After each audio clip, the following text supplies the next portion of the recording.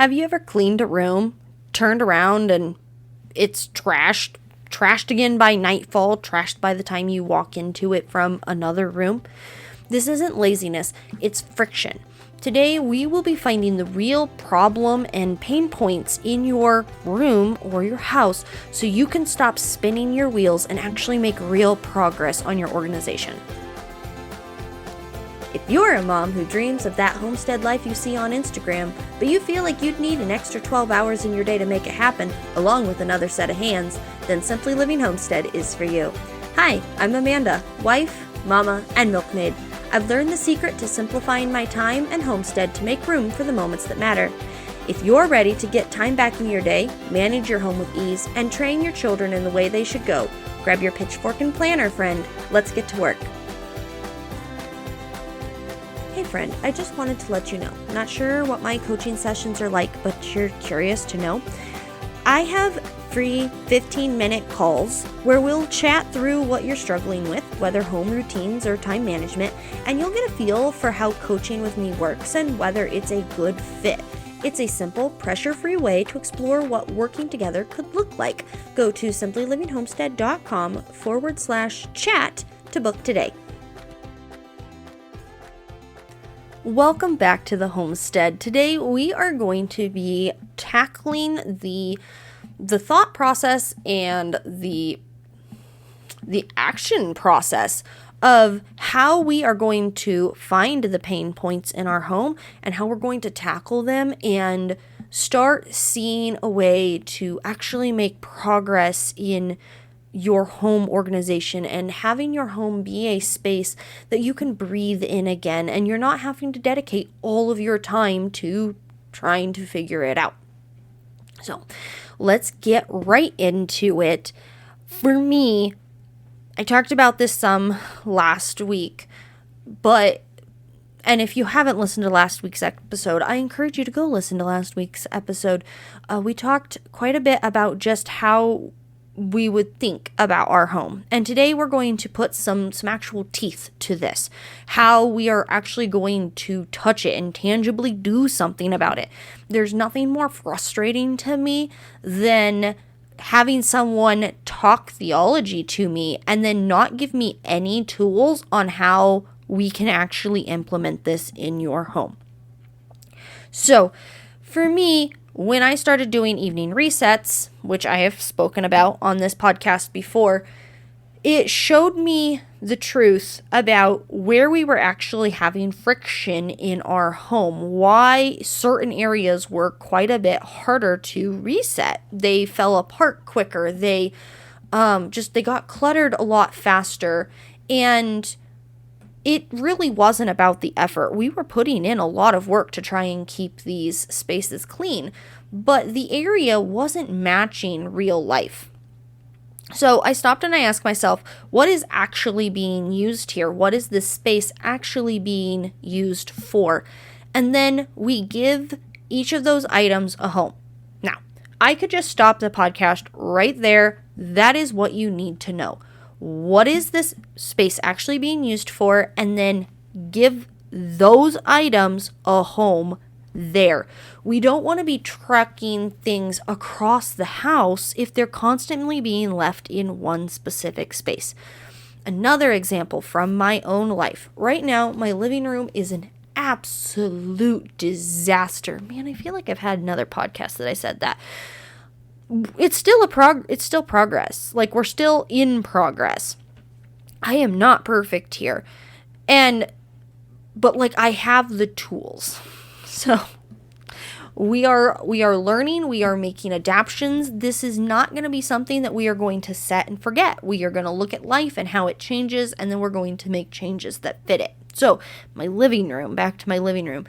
Right now, all of Emerson's toys are not all of them, all of his farm toys are underneath the piano. We are going through a season of life where he has pretty severe separation anxiety, and he really doesn't want to go play by himself.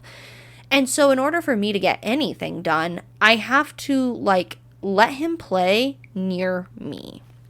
which means all of his toys have migrated from upstairs to downstairs. Well, what does my living room not have? It doesn't have a home for his toys.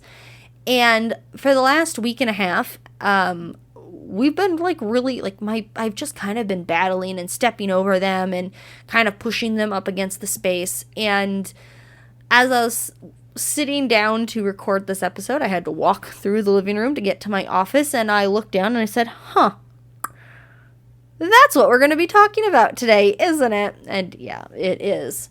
So what could I do in this space? Well, the friction part is that the toys are constantly out on the floor and they don't have a home, but their home is upstairs. So either I could start setting boundaries in place and work really hard to make him go up to his room and play with them and make them take them back each night and whatever. But that is a lot of trucking of these objects that ultimately are going to get played with in the living room because he needs to be near me. So we need to think about redoing the living room. Not in this grandiose way of oh my goodness, we need to redo the living room, but more, is there something that I can remove so that we have space for his toys for this season? Do I always want toys in the living room? No, I really don't. But also, if that means that my house is less chaotic, things can get put away at the end of the night, and my people are happy, it doesn't matter what my house actually looks like. My living room does not have to look like Pinterest. So let's actually get into the points that I have written down in my outline here. How do we think about this in your home? How do we think about this and apply it to our spaces? So the first concept that I want to introduce you to is called a zone. Now, some of you may be familiar with kitchen zones and zoning a kitchen. If not, this is a pretty common concept that you could find very easily by searching kitchen zoning in Pinterest, and you can see some visuals. Basically, the concept of kitchen zoning is that you need to be able to do everything that you need to do in the kitchen with only a couple of steps from each other, and then all of the same type of item needs to be together in a zone. So you have a cleaning zone, it's kind of around the sink, and then as you clean, you should be able to wash the dishes in the sink and put them away. If you have a dishwasher, putting the dishes away, you really shouldn't walk away from the dishwasher to have to put the dishes away. Your stove is going to be a cooking area. Your big pots and pans are going to be there. You're going to have a prep area. You're going to have a storage area. Okay, so maybe you're getting a visual here. So let's apply this concept to the rest of the house. A zone is a purpose. It's not a room specifically. It could be a room, but it doesn't have to be. There are big zones. The big zones would be what is the overarching point of the room? Are we working? Are we resting? Are we eating meals? Is it for fellowship? Is it a place for changing? Is it a transition area? What is the point of the space that you're looking at? That's the big zone. Then inside these, you're going to have smaller zones. Your mail drop, where the backpacks go, where the keys go. Those three things would be inside a smaller zone of coming home, right? It is the landing pad of everything that's coming home, so that they're not being drug all over the house unless they need to be. You know where they are, you can find them. How many times have you gone, I cannot find my keys? Well, we avoid that entirely because when we come home, the keys go on the key rack. They never go anywhere else. The purse gets hung right below it. And all these things just kind of get dropped right there. So now you're running out the door because you forgot the appointment starts and you've got to get there. You know where your keys are. You know where your purse is. You know where your kid's backpack is because they have a home. Okay. So you're going to go to the zone to do the task, and you're going to store what you need inside the zone. All right? Zones. I love the word. You're going to hear a ton about it if you keep hanging out with me here. So Welcome aboard. All right.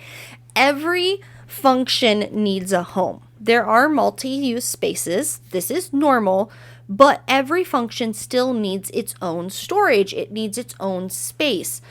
We want to walk into a space and ask, what are we actually doing here? What are we actually doing in here? And then we want to remove the items that don't serve that task. Either they need to go to where they actually perform the task, or you could ask yourself if you even need them. We will get into that concept later. Another concept that we will get into later, but I will briefly mention here, is the container. The container concept. Basically, you have a limited amount of space. You have a finite amount of space. And so when you have asked yourself that bigger question of what are we actually doing here? What is the purpose of this space? We are then going to set up the organization. Maybe you have organization there. And then if that space is full, if like the box is full, if the container is full, you can't put more stuff there. So you can't have more things in it than what's going to fit.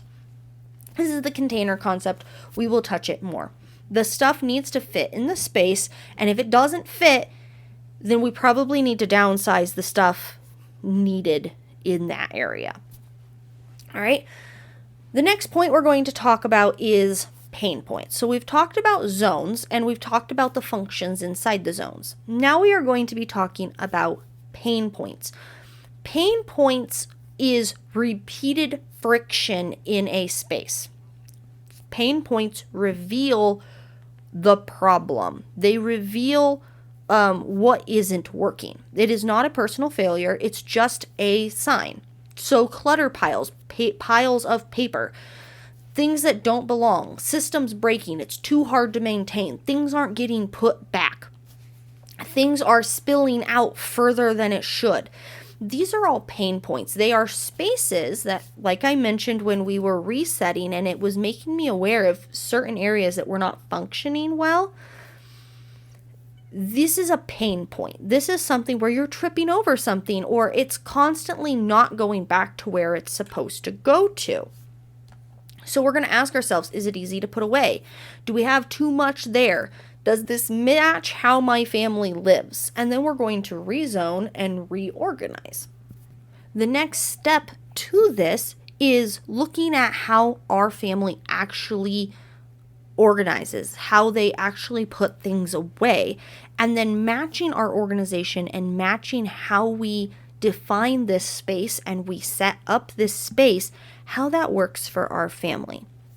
This is what we're going to be touching in depth in next week's episode, so come back for that.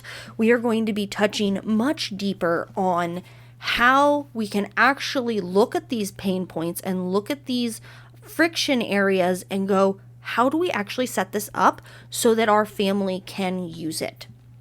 Your home is just giving you feedback. You are not a failure. So, one small action item today. Like always, I'd like to leave you with an action item that you can apply. I want you to walk around your home and I want you to find one pain point. Probably isn't going to be terribly hard, but I want you to pick one. Not a dozen, not your whole house and all the things that are going wrong. One. Okay, we're going to pick one space. A pile, a hotspot, a system that always seems to be breaking and you can't reset it properly. Take a quick photo, write down something about it, write it down, and share it with us inside the community. What is the pain point? What do you think causes it? What are you trying to accomplish in this space? You can do this for yourself. If this feels embarrassing, you don't have to share it with us.